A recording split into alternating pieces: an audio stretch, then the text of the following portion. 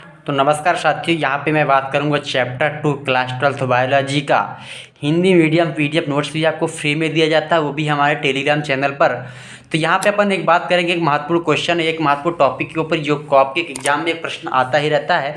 जो प्रश्न आपके एग्जाम में आता है ये क्वेश्चन है, पुंकेसर क्या है, इसके भागों का चित्र सहित वर्णन कीजिए। या फिर क्वेश्चन आता है लघु बीजाणु फर्ण क्या है, इसके भागों का चित्र सहित वर्णन कीजिए। मैंने ये क्वेश्चन आपके एग्जाम में के लिए बहुत ही आईएमपी प्रश्न है, इसे आपको तैयार करके जाना है, ठीक है। और साथ में जिसे पीडीएफ नोट्स चाहिए, टेलीग्राम चैनल हमारा व्हाट्सएप ग्रुप लिंक डिस्क्रिप्शन में दिया है, ऑलरेडी ज्वाइन करें, फिर भी पीडीएफ आपको दिया जाएगा। अब चलते हैं क्वेश्चन का आंसर जानेंगे। पहले क्वेश्चन आपको पढ़ लेना है। पुंकेसर क्या है, इनके भागों का चित्र सहित वर्णन कीजिए। लघु बीजाणु वर्ण क्या है, इसे समझाइए, ठीक है। ये क्वेश्चन है, ये दोनों क्वेश्चन सेम है, दो प्रकार से क्वेश्चन आ सकता है, इसे आप देख सकते हैं। पर अगर ये आता है तो आपको यही आंसर देना है, अगर ये आता है तो आपको यही आंसर देना है, कन्फ्यूज नहीं होना है। तो यहाँ पे पुंकेसर के 3 भाग होते हैं, मैंने आंसर लिखा है। पुंकेसर के 3 भाग होते हैं, जैसे मैंने पिछले वीडियो में बताया था कि पुंकेसर क्या है, सारी चीज़ें मैं जानकारी दी हूँ। ना देखे हो तो मैंने फर्स्ट सेकंड थर्ड वीडियो देख लो, वहाँ पे मैंने बता दिया है, ठीक है। इमेज के माध्यम से मैंने समझाया अच्छे से, क्लियरिटी से पुंकेसर क्या है। पुंकेसर के 3 भाग होते हैं, पहला परागकोश, तीसरा संयोजी और तीसरा पतंतु। एंथर है ना, कनेक्टिवी, और ये हो जाता है फिलामेंट, ठीक है। ये चीज़ हो जाता है आपका तीनों। आप इसे चाहे तो लिख सकते हैं, कोई दिक्कत नहीं। अब ये चीज़ यहाँ पे देखेंगे अपन लोग। अब यहाँ पे चलिए पढ़ते हैं पतंतु या पुंकेसर, ठीक है। पुंकेसर या पतंतु का लंबा व्रंत होता है जो पुंकेसर होता है ना। पतंतु जिसे कहा जाता है, फिलामेंट कहा जाता है, वो क्या होता है, लंबा व्रंत होता है। ये पुंकेसर का लंबा, चित्र के माध्यम से मैं समझाऊंगा, पहले आप इसे पढ़ लें।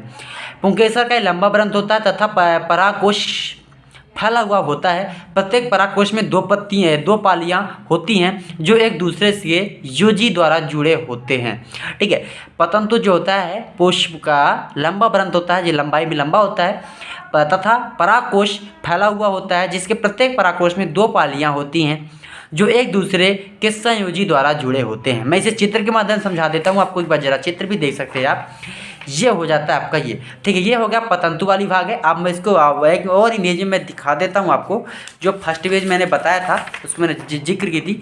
ये आपका हो जाता है पतंतु वाली भाग, ठीक है। ये हो जाएगा पुमंग हो जाता है, ये पुंकेसर, ठीक है। ये हो जाता है आपका पतंतु, जो पतली सी है ना ये डंठल, ये हो जाता है आपका पुंकेसर वाली भाग। तो यहाँ पे आप देखेंगे तो ये परागकोश आपका ऊपर का ये हो जाएगा आपका परागकोश, ये होगा संयोजी, ये होगा पतंतु, हो गया आपका ये परागकण या लघु बीजाणुधानी या परागधानी या बीजाणुधानी, ये हो जाती है ये, ठीक है। अब इसको एक बार मैं पढ़ता हूँ फिर आपको दिखाता हूँ।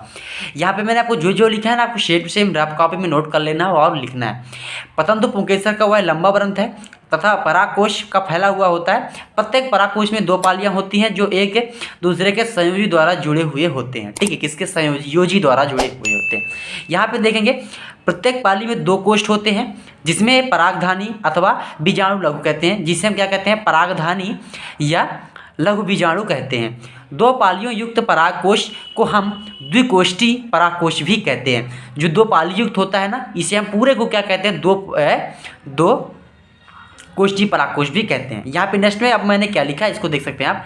इस प्रकार के इसमें 4 लघु बीजाणुधानी होती हैं, लेकिन कुछ पौधों में पुंकेसर में परागकोश एक पाली का बना होता है, जैसे कि मालवेसी कुल के पुष्प में इसे परागकोश के एक कोष्ठी परागकोश कहते हैं, ठीक है। अब यहाँ पे देखिए एक कोष्ठी और 2 कोष्ठी वाली बात है। तो क्या होता है, जिसमें 2 पाली होती है, ठीक है। जैसे 2 पाली मतलब आपको मैं दिखा देता हूँ कि 2 पाली कौन कौन सी बात कर रहा है। एक पाली आपका यहाँ से लेकर के ये आपका एक पाली हो जाता है, ठीक है। दूसरी पाली ये हो जाती है जिसमें 2 पाली होती है, एक पाली और 2 पाली, ठीक है। ये आपके ये और ये एक पाली और ये 2 पाली, ठीक है। ये दोनों पाली हो गए। जिसमें दोनों पालियाँ होती हैं उसे हम क्या बोलते हैं, द्विकोष्ठी परागकोश, क्या बोलते हैं, द्विकोष्ठी परागकोश। और जिसमें एक ही पाली होती है उसे हम एक कोष्ठी परागकोश कहते हैं। यहाँ पे मैंने लिखा है कि प्रत्येक पाली में 2 कोष्ठक होते हैं जिसपे परागधानी कहते हैं, अथवा जिसे हम क्या कहते हैं, परागधानी या लघु बीजाणु कहते हैं। 2 पाली युक्त परागकोश हम द्विकोष्ठी परागकोश को कहते हैं, ठीक है। जिसमें 2 पाली वाला को 2 कोष्ठी कहेंगे, एक पाली वाले को एक कोष्ठी कहेंगे। यहाँ पे चीज़ कन्फर्म हो जाता है, ठीक है। मैंने समझा दिया आपको।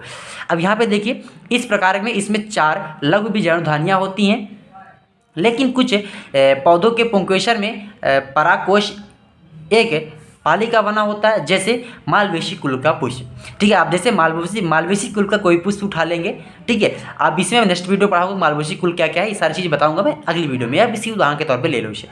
मालवेशी कुल के पुष्प में इसे परागकोश के एक कोष्ठी परागकोश कहते हैं। जो मालवेशी कुल का पुष्प होता है इसमें एक कोष्ठी ही परागकोश होता है। ठीक है, ये चीज़ हो जाता है यहाँ पे। इस परागकोश में केवल 2 लघु बीजाणुधानी होते हैं। ठीक है, और यहाँ पे ये और इन्हीं लघु बीजाणुधानियों से बहुत अधिक मात्रा में महीन पाउडर जैसे लघु बीजाणु अथवा परागकण भरे होते हैं। अब जैसे कि कोई आप गुलाब या फिर आप कहा जाए तो गुड़हल का फूल आप ले लीजिएगा।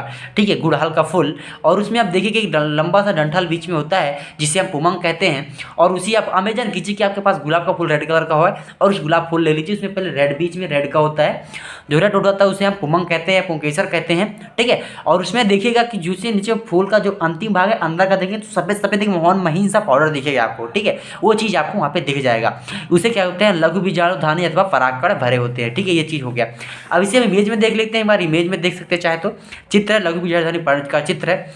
यहाँ पे परागधानी हो गया। ठीक है, परागधानी हो गया ये चीज़। ठीक है, परागकण या लघु बीजाणु हो गया। ठीक है, ये परागकण हो गया आपके और लघु बीजाणु हो गया। परागकोश हो गया, एक कोष्ठी, 2 कोष्ठी थी, 2 कोष्ठी परागकोश है आपका। ठीक है, संयोजी हो गया, ये स्टेप, ये संयोजी कहा जाता है। यहाँ पे सॉरी, यहाँ पे मैंने कहीं पे योजी लिखा हुआ था, वो संयोजी होगा ये। ठीक है, यहाँ पे ये संयोजी होगा। ठीक है, योजी नहीं है, ये संयोजी से जुड़ा होता है।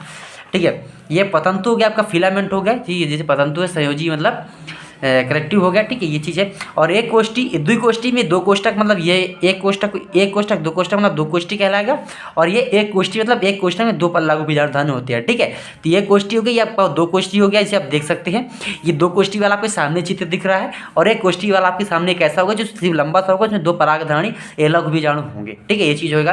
आपका ये क्वेश्चन कंप्लीट हो गया। जैसे आपको अगर वीडियो अच्छा लगा हो तो हमारे चैनल को सब्सक्राइब करके जाइएगा साथ में, और हमारे वीडियो को दोस्तों में शेयर करिए ताकि आपके दोस्त भी ये क्वेश्चन तैयार करके जाएं। अब चलिए मिलते हैं अगली वीडियो में। जय हिंद, वंदे मातरम। तब तक आप हमारे टेलीग्राम चैनल और व्हाट्सएप ग्रुप ज्वाइन कर लें, वहाँ पे PDF फ्री मिल जाएगा आपको। इस चैप्टर का पूरा आपको हम वहाँ पे फ्री में प्रोवाइड कराते रहते हैं। चलिए मिलते हैं अगली वीडियो में। जय हिंद, वंदे मातरम, बाय बाय।